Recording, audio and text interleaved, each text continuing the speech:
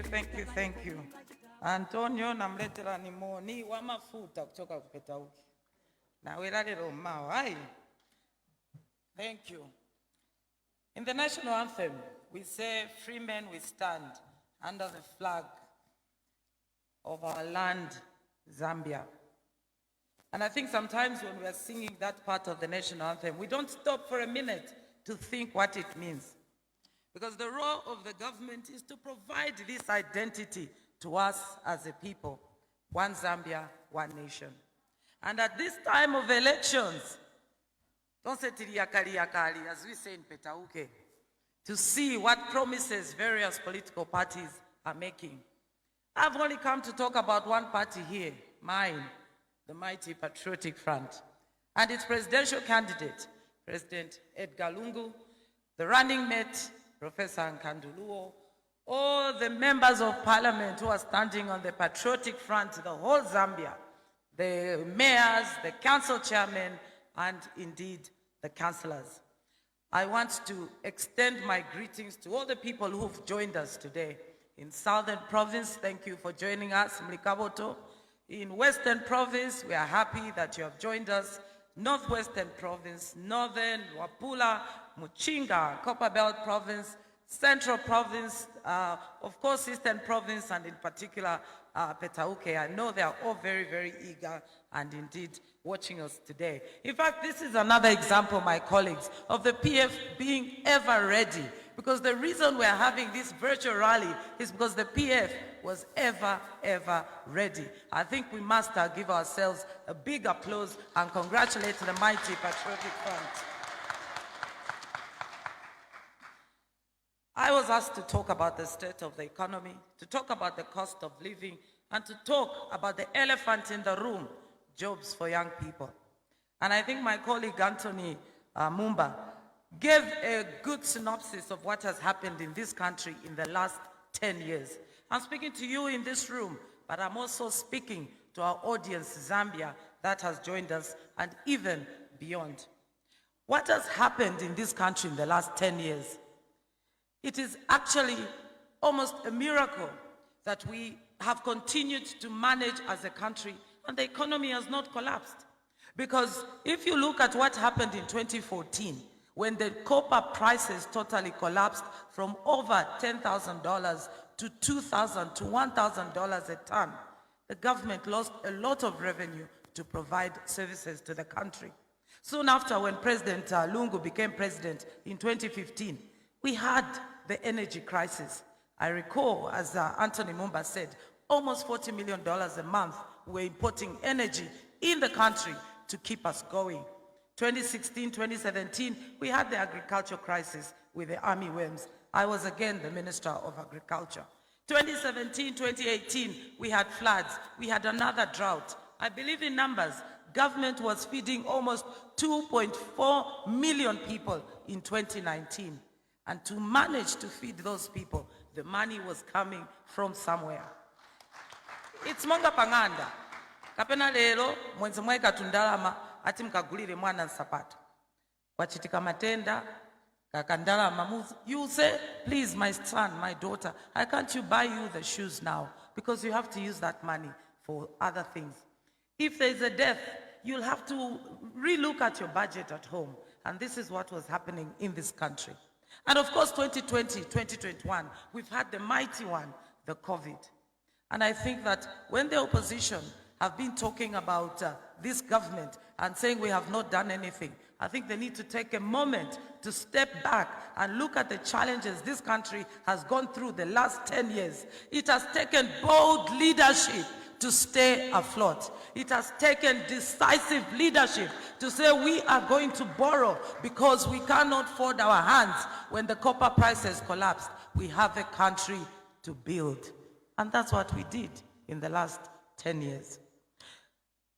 The greatest challenge now, and we want to own this narrative as the PF, is the depreciation of the kwacha. Of course, we understand that this has been exacerbated by the pressure we have from paying the external debt. But the opposition has also played a very big role. On one side, they say they can fix it. In the night, they are busy calling international media and saying things are so bad in this country. The economies in the world run on confidence. And they are the same people who have tried everything possible to erode the confidence of this country so that offshore investors don't come to this country. The good news is that nobody has believed their tale, because we have seen that people are beginning to believe in Zambia again. Last year, the trade surplus was 12.2% of the GDP. They thought it was not possible, but it is possible indeed. We are a fuel importing country, and fuel prices are purely a function of the international oil prices and, of course, the dollar rate. And so when we have challenges in terms of kwacha depreciation, we expect that there will be an impact on food prices. There will be an impact on transport cost. But I think God loves this country. Asimai tupempela. Because for me, it has been extremely shocking that it's when the world is going through the worst crisis, especially because of the COVID, that we have seen copper prices begin to get back to the prices they were in 2014. It can only be because of God. And that's why His Excellency did not hesitate to declare the 18th of October a day of national prayer, so that we do not forget that sometimes it is the little miracles and the big miracles that are helping us to get through. COVID. The treatment for a patient of COVID in this country cost 120,000 kwacha. And I recall very well, I was one of the first people to have announced that I had COVID last year. And they laughed. And they laughed. But I am happy once again that my party, the Patriotic Front, ever ready, we have just imported in the country 4.4 million doses of the Johnson & Johnson vaccines. Because we know that for these economic activities and social activities to continue, we need a healthy nation. And for COVID, it has affected all economies, as my colleagues have already alluded to.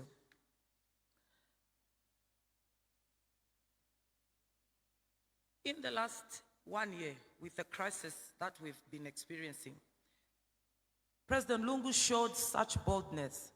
Right now, we are supporting over 632,000 households on cash transfer.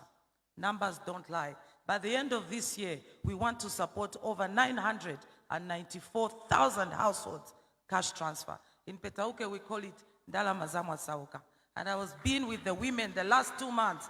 They have told me and convinced me that definitely they have no intention of voting for anybody else except the Patriotic Front and President Edgar Lungu, because a responsible government looks after those who are vulnerable in society, especially when things are tough.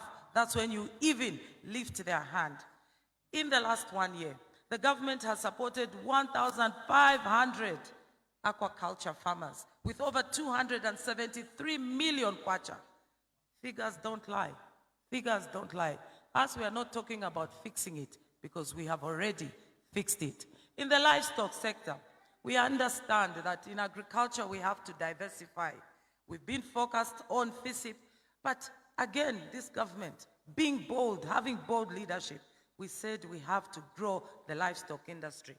With $12 million, we've supported over 28,000 households with chickens, with cows, with pigs, with goats. And President Lungu did not segregate. He made sure that in Southern Province, in Western Province, in Northwestern Province, in Wapula, in Muchinga, in Northern, in Eastern, in Central, in Copperbelt, all those who were supposed to receive this support have received this support.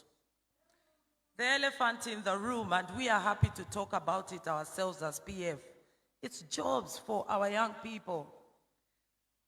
One of the most important roles of government is to ensure that everybody at least gets the same chance. How they end is up to them, but we must all have the same chance. This is why the policy of this government is that there must be a school at least within 4-kilometer radius. There must be a clinic at least within 4-kilometer radius so that our people can access these social services. We have invested in higher education When we're taking universities to provinces, our friends said, look what they're doing, because they thought education should just be for the people of Lusaka and the Copper Belt. But again, bold leadership said we have to take higher education to rural areas so that families can afford tertiary education. Going forward, a good foundation has already been laid. It amazes me, my colleagues, when I keep hearing people saying, this infrastructure, are we going to eat roads? We are literally going to eat roads, because if we have to move from here to Eastern Province for any business activity, we are happy that the Great East Road was actually fixed. And now it is a highway that we can move so easily. We are literally going to eat roads because of that road. The triangle, in the growth triangle, Mozambique, Malawi, and Zambia has increased. 20 years ago, you'd not even see one truck on the road in Eastern Province. Now, it is actually a challenge to be driving on that road because of the trade that is going on in this growth triangle. Vantu vakupetauke, vantu vaku Eastern Province, akuti sensa lesidini, say to Lima, but they are saying we want to continue with PF so that beyond the maize now, beyond the soya beans, beyond the sunflower, they want to see value addition and factories, because that is where the jobs for the young people are going to come from. We know there is phosphate in Nyimba. We are saying with PF we can trust, we can believe that there's going to be every effort made so that we have fertilizer produced in Eastern Province so that Bantuwasu can continue to do what they do best, and that is agriculture. We also know that His Excellency President Edgar Chagwa Lungu, one of his biggest promises for the next 5 years, and he has already demonstrated his commitment to this, is prioritizing small businesses, medium businesses. And he has continued to call upon the banking sector in this country to take a chance on these small businesses, because that's where the jobs for Zambians are going to come from. Businesses such as clothes making, businesses such as food production, we know that is where the jobs for the Zambian young people are going to come from. So, colleagues, we have hope. We know that the worst is over. We know that the last 10 years have been the most difficult, but we know that together, going forward, especially in the next 5 years, we have a lot of hope because we have a plan. The plan is to increase agriculture production. The plan is to increase value addition. The plan is to make sure that we support our farmers. The plan is to make sure that we diversify. The plan is to make sure that we offer relief to civil servants. That's why we are all talking about the debt swap, because this is a caring government that understood that debt was strangling the budgets of our civil servants, and we've been able to support them. So, colleagues, I'm only here to present the PF.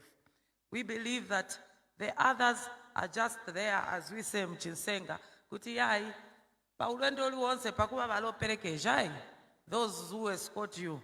So we know that we are on firm ground, we are on terra firma as PF, because we are dealing with the issues of the economy that are tough to deal with. And we are not shy to talk about them ourselves, because we know that the cost of living is high, and this is why the president is determined to make sure that as we go forward, we must provide hope to our people by increasing economic activity, especially in terms of luring investors to Zambia.